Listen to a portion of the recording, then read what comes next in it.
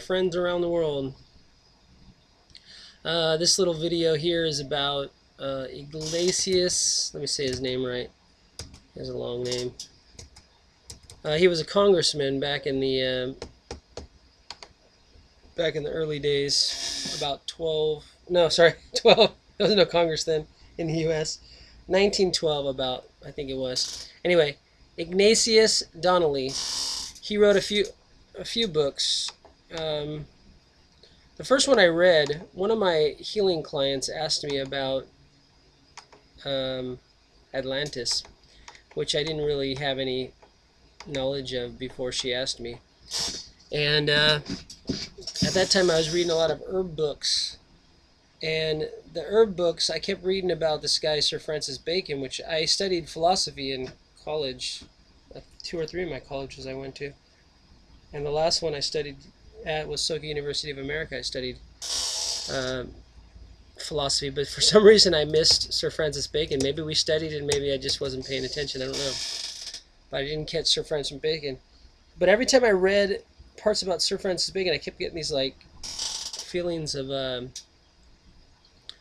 what should I call it? Deja vu or something. So anyway, we'll get more into that. If you listen to any of my radio shows, you might know why I had deja vu. But anyway, I wanted to read about Sir Francis Bacon, but then I started reading about Atlantis because this guy, congressman, wrote about it, and the book is really good. I do recommend it. It's called the Atlantis, the Antediluvian World, and it really gives a history of the world and how there had to be a central country that every language came from, because they all spurred off the same language, and all the religions too almost all came from this place, which people have called Atlantis. Anyway, that book is really good. You got to read it. But then after I was thinking I got to study Sir Francis Bacon, I looked up some of his other books because this book was so good, this Atlantis book. And then he had this book called The Great Cryptogram, which I thought, okay, that's cool. And I started reading it, and it's all about the Shakespeare plays. And according to him, and now according to many other, he was like one of the first who deciphered the Shakespeare plays. But I've only read half the book because on my Kindle, it didn't. The second half of the book, I couldn't read it right, the ciphering part. So I read up the history of all of how the only one who could have possibly wrote the plays that are called Shakespeare now was not the actor, who actually in the folio, the largest folio that was published 7 years after the William Shakspere character died. He was just a play actor in the plays. He was actually listed William Shakspere, not Shakespeare, his real name, Shakespeare, in the plays. But nowhere on the publishing of the plays, the largest folio 7 years after he died, the main folio, doesn't have his name as the person who wrote it. It says Shake-Speare, Shakespeare. So that left a lot of people wondering why the name in the plays would be William Shakspere, which is spelled totally different than Shakespeare. And there's no hyphen, of course. And the plays were titled Shake-Speare with a hyphen. So he fully deciphered the plays, and he goes through it all, but I haven't yet got to that part because it's halfway through the book, and my Kindle, for some reason, when you send a PDF off to Kindle at the time, my old Kindle, the PDF would always get kind of about halfway through, it would get all jumbled up when you convert it to a AZW file or a MBP file, which are the two different files that my Kindles used at the time. I just got a new Kindle. I haven't had a Kindle for about a year now because I broke my third one. Luckily, all 3 of the first 2 replacements, anyway, were paid for by my first Kindle. So I just bought a new Kindle. I got a pretty strong cover this time. I had a cover and everything, but it still broke every time the screen broke for some reason. I guess you can't drop them too many times.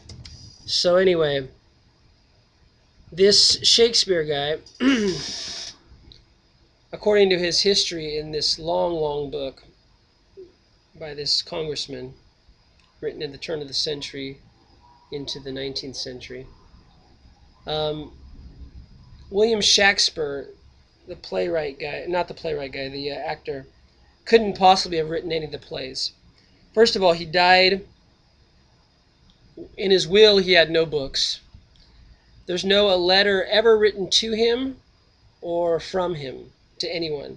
Do you think if you wrote all these famous plays, you would actually have a handwritten copy of some of them? No, there's no one's ever found a handwritten copy of any plays from the hand of Shakespeare, who was pretty much illiterate. He didn't have much of a formal education.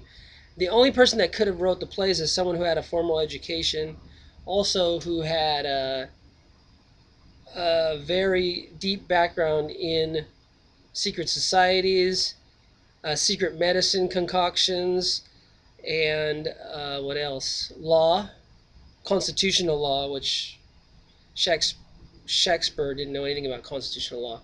And also, he had to have a fluency in many languages because all the plays were basically retold stories, a lot of them, of books that weren't yet published in English. So Shakespeare, the guy who acted in the plays, William, Slick Willie, I'll call him, only knew English, and he didn't even know that well. But Sir Francis Bacon, who really wrote the plays, he knew many languages and he studied in other countries because he was a diplomat's son working for the English government. And then he became knighted and called Sir Francis Bacon, and he worked for the government. So he couldn't tell people he was writing for the playhouses because the playhouses are very much the low lives go to, and people throw fruit and vegetables at the actors and stuff, and it's all drunks passing out and throwing up all over the place. It was in the red light district where all the whores are. It wasn't. It was kind of like if you back in the days when jazz came out or rock and roll first came out. If you were to try to teach colleges, you'd be fired. That's kind of like what it was. They had to change jazz, which was the first word of jazz, to jazz because jazz meant sexual intercourse. So does rock and roll. So those two things were profanity. You couldn't teach those. That was like working for a playhouse. It was like the low end of town, whore district, and only drunks and, people who were pretty much slow just went to see the theater. Occasionally they had richer people go see the theater, and they had balcony seats where they would not be able to sit with all the people who stank, all the farmers and stuff coming off the fields and stuff who reek of barf and alcohol. A little movie. I'm going off on a road trip to do a video for a while. Be back, and I'm going to Numazia Station, and I don't know where I'm going Sunday night. I have 3 weddings this morning or this afternoon, and then I'm going right away on my road trip. Okay, so there's more about the